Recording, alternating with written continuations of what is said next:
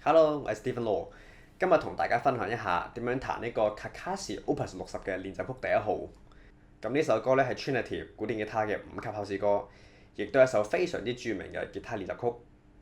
咁先簡單介紹一下 Kakashi 先。咁佢1792年喺意大利出生，係一個吉他演奏家同埋作曲家。佢首先學彈鋼琴，不過好細個咧就開始彈吉他。咁佢大部分時間咧都喺巴黎發展，即係當時吉他活動好蓬勃嘅地方。咁呢一首歌咧係一首非常之好嘅 scale 同埋 arpeggio 練習曲，有啲 fingerstyle 指彈吉他嘅教本咧都將呢啲 Kakashi 嘅練習收錄喺入面，用嚟訓練左右手嘅基本功。咁呢首歌咧就係 C 調，我哋首先望一望頭4個小節高音嘅部分。你需要考慮右手用乜嘢指法去彈。一般嚟講咧，我哋喺安排右手指法嗰時咧，我哋會避免逆線彈，即係乜嘢咧？如果我哋先彈第二弦，再彈第一弦，我哋會用 IM 或者 MA， 但係好少用 MI 或者係 AM。所以我哋先嚟望下頭4個小節需要過線嘅位置先。如果要喺呢啲位置全部避免逆線彈呢，右手嘅指法可能會係咁樣。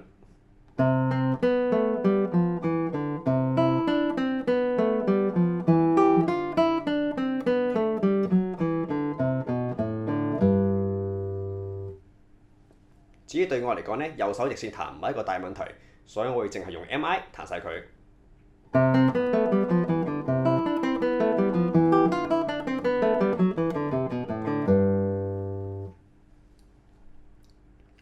再講解一下低音嘅部分，每個小節嘅第2拍休止符出現嗰時咧，記得要瞄咗低音佢。特別值得留意嘅咧係第3個小節，當你彈完個低音 E 之後咧，如果你淨係瞄停第4線嗰個 E 咧係唔夠嘅，因為當你彈第4線嗰個 E 音嗰時咧，你會整響埋第6線嗰個空弦 E。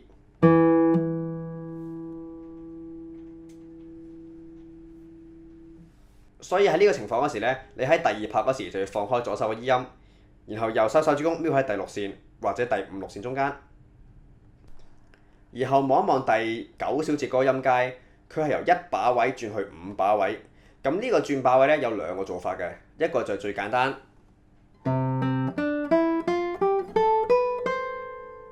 由1把位褪過去。但係咧有時咧我哋中意轉把位時咧加個空弦，令佢感覺上冇咁斷。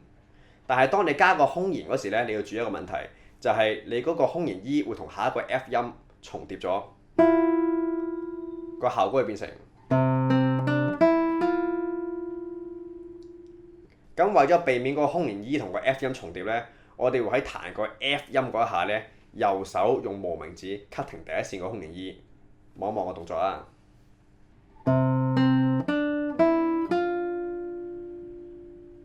再望一次。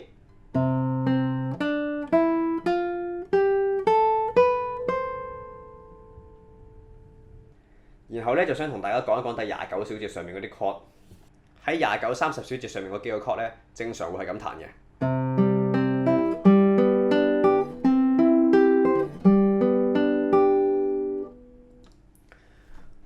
咁樣彈呢幾個 chord 有咩唔好呢？第一，你會牽涉一個好大幅度嘅轉把位；第二就係你個無名指咧，喺低音上面轉把位，就比較容易有啲卒卒聲，除非你拎起個手指啦。咁我咧會建議你可以試下用另一種指法，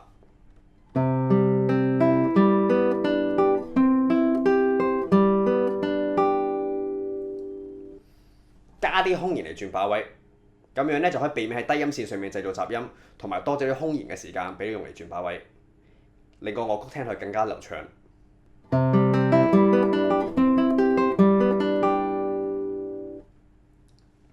然後咧就第31小節。傳統咧呢幾個曲會係咁彈嘅，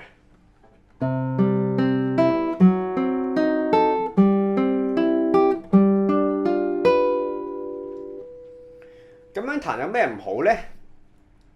你要記住喺左手轉曲嗰時咧，如果你咁啱嗰個曲最後一個音用嘅手指就係你下一個曲要用嘅第一個手指咧，你要小心，因為咁樣轉法咧好容易斷開嘅，即係呢個曲最後嗰個食指。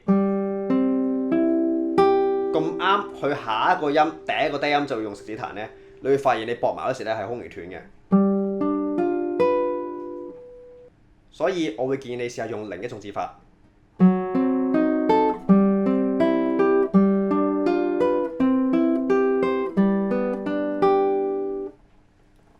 然後去到第35小節嗰兩個 chord 咧，正常會係咁彈嘅。然後又係同一個問題啦，你第一個 chord 最尾個音係用左手食指撳住，但係你下一個 chord 第一個音又係要用食指撳住，所以咧佢又好容易斷。喺呢度咧有兩個做法嘅，第一就係第一個 chord 用2、3、4手指撳，咁你就有食指去撳下一個 chord 啦。第二個做法用一個叫 hinge bar 嘅技巧，食指壓住1、2線，由下一個 chord 嗰時咧，只要將食指撳落去就可以啦。咁今日同大家分享嘅技巧咧，希望可以令你更加輕鬆彈呢首演奏曲啦，同埋令到你平時喺彈吉他嗰時可以思考更多指法上嘅可能性。如果有任何問題，歡迎留言問我。我哋下集再見，拜拜。